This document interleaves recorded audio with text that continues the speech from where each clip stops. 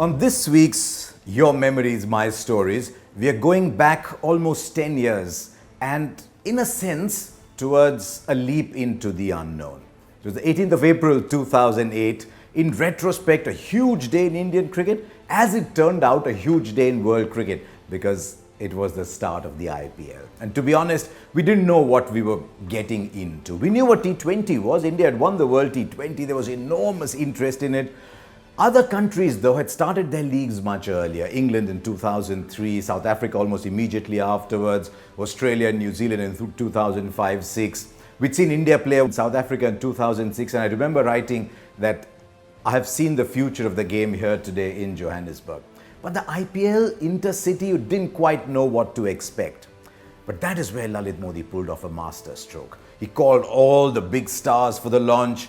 And while we were there in Bangalore, the opening ceremony, we thought, wow, the stars are descending over here. And then Brendon McCullum walked out to bat. It was something else. 158 from 73 balls. He hit 13 sixes, 10 fours. Jaws were dropping in the stands. Jaws were dropping everywhere. And we were saying, wow, this cricket is something else.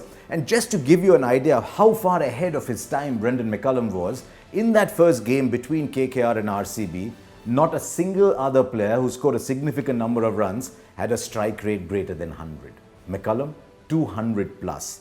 And as a result, KKR made 222 in the very first game, and we thought, wow, we've got something. So why was that innings so significant? Because if there's one innings which to my mind is probably the most important in IPL history, it is this. My mind went back to the 1975 World Cup. None of us knew where this World Cup was headed. There were 4 matches happening at one day. There was virtually no television.